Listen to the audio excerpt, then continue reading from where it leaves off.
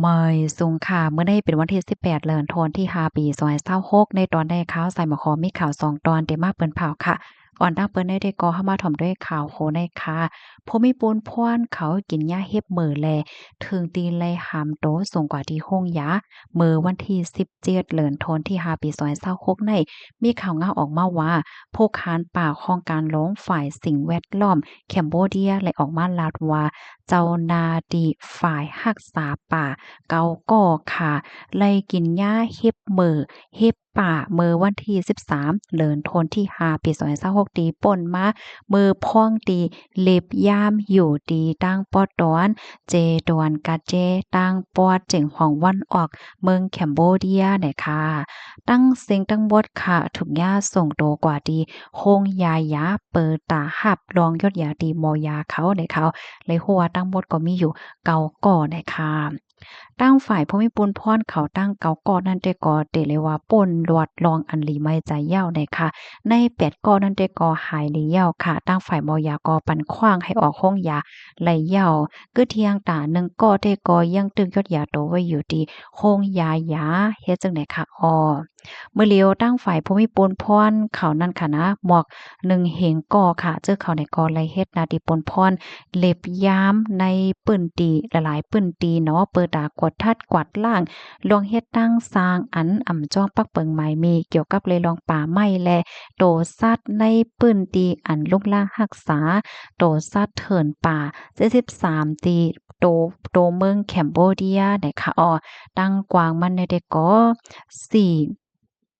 43.75ล้านไฮว่าเฮ็ดจังได๋ค่ะในข้าวตั้ง4เลินในปี2026ในเนาะนับตั้งเอาเลินทนที่1ต่อถึงเลินทนที่4ในตั้งฝ่ายภูมิพลพรเขาในกอไล่เล็บยามเหย้า4เข็งปลาย48ปอกค่ะปยกไล่กวาดล่างเอาตั้งพิษก้นเจออันเฮ็ดอ่ำจ้อมปักเปิงไม้มีว่าสังว่าเจ้าในกว่าเหย้า7ปา18อัมโมว่าในคอมเมนต์ตอนในกอคาเลปีมาที่ห้องการข่าวสดออกไว้ในค่ะ ข่าวง่าวโหนในได้ก่อใครสื่อถึงว่ามื้อเหลียวก็ฮอดถึงมาเข้าฮือข้าวฝนเหย้าคะเนาะบางตีบางตั้งในคลิปก็ได้ออกมาเหย้าเฮ็ดจังไหนแลไหน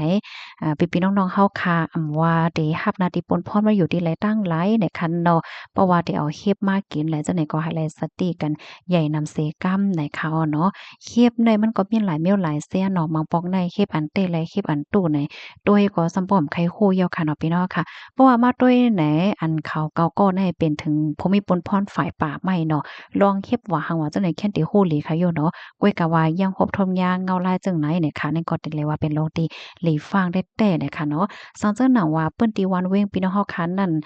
มันมีเปิงเปลี่ยนจังไดสังสิ่งไหนก็ส่งข่าวมาเลยค่ะเนาะหนังเฮือซัมพอร์ตเตจังออกเป็นข่าวเป็นเงาเฮให้พี่น้องเฮาค่ะตั้งดำซัมพอร์ตเตจังเลยฟังสติกันแหน่ค่ะลูกดีข่าวเงาโหในเสแลกำในเฮาค่ะมารับถมด้วย ข่าวง่าวเกี่ยวกับเลยลวงตีเมืองใต้เนี่ยค่ะ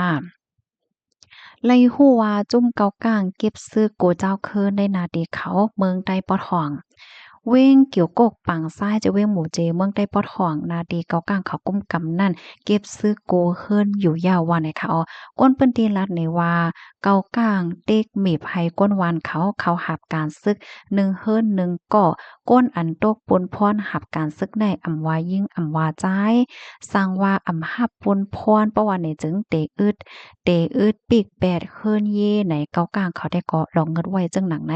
เกากลางเขามักมันไว้ว่าจ่ายยิงจือมีอายุ18เต็มในเวงกิ่วกกปังซ้ายในได้ไลหับการซึกกูเฮิรนก้วยกาวาเจออายุไปเต็ม18ปีก็ย่าจมเกากลางเขายอบเฮ็ดซึกอยู่ในก้นปื้นที่เขาได้ก่อลาดหนังไหนก้นตกปนพรตาหับการซึกอันอำเฮ็ดจอมคอสั่งเกากลางเจอนั่นจุ่มเขาแต่หาอึดปีกแปด เฮิรนเย่เปิ้นอยู่ยาวเจ้าคือแขกำพองแต่อ่อนกันออกปลายก้นมีเงินเขาซ้ำในเอาเงินหาจางก้นมาแดนสิเฮ็ดจังไหนก็มีเมื่อวานตั้งได้จุ่มเกากลางเขาแหลหาเก็บซึกอันเป็นเจ้าคือเขาก้อยเมื่อเร็วได้อำว่าเจ้าคือใต้คางแขร้อยในนาทีเขาเก็บหมดอำปันรอดสิคือวายเสจุ่มเกากลางเขากุมกำเวงกิ่วกกปางซ้ายในอ้อม หรือเสนั่นก้นปึ้นตีเจออันไรหับการซึกตีต่างจุ่มก็มีก้นเจอในลาดว่าเฮาเป็นก้นซึกจุ่มนั่นจุ่มในอยู่แวปันนาเฮิรนเฮาเสแลในกอจุ่มเกากลางเขานั่นอ่ำย้อมจุ่มเขาลาดว่าเป็นซึกตีไหลกอตื้นเตไหลเขาหับการซึกเกากลางว่าจังไหนย่ามเหลียวเกากลางเขาไหลหาเก็บซึกจับตามกันเสขุยปางซอนการซึกอ่ำลืออ่ำยัง เมื่อวันที่9เดือนธันวาคมที่หาป่นมานั่นก็เขาหลวงเงินติ๊กเต็งจุ้มเทียน LA อันอยู่ในเมืองจีเมืองหอมเข้าหับการซึกดีจุ่มเกากลางในเอิงวานโหแพทย์จะเว้งกดขายในกอเกากลางเขาย้อนก้นซึกไหว1วานไหล10ก่อ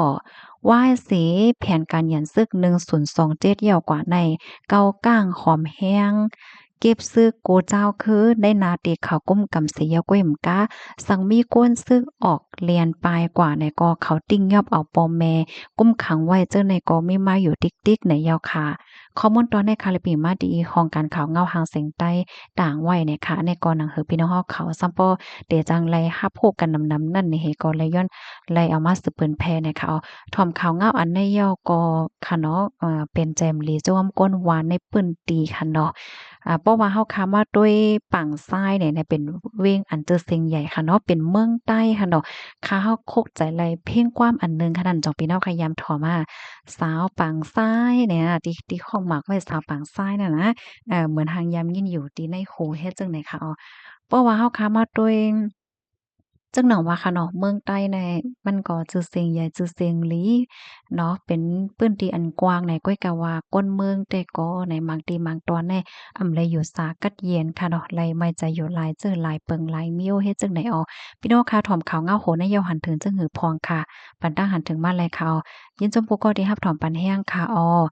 หนังหือพี่น้องเฮาค่ะซัมปอเตเลยรับพวกข่าวเงาคือดันกูมือวันนั้นพี่น้องเฮาค่ะกดไลค์ดีไปเลยฟอลโลติดตามไว้ที่เฮิรนสีเหลืองค่ะในก็แคนดอฟอลโลติดตามไว้เสก้ามหน่อยค่ะที่เฮิรนสีเหลืองค่ะในเดมีข่าวนำเลอเซต่างตีเนี่ยค่ะเนาะยอดมื้อเหลียวค่ะก็ได้เปิดไว้เฮิรนสีเหลืองของเฮิรนสีเหลืองแล้วก็เฮิรนสีส้มเฮ็ดจังได๋ค่ะก่อนเนาะตอนดาเฮิรนสีเหลืองในค่ะเตเตอร์ต่างนำเลอเซต่างตีเฮ็ดในออกประโยคก็ได้อ่านป้าตั้งหันถึงพี่น้องเฮาหน่อยค่ะต่างตีนี่หมายถึงที่ข้องของค่ะค่ะเนาะ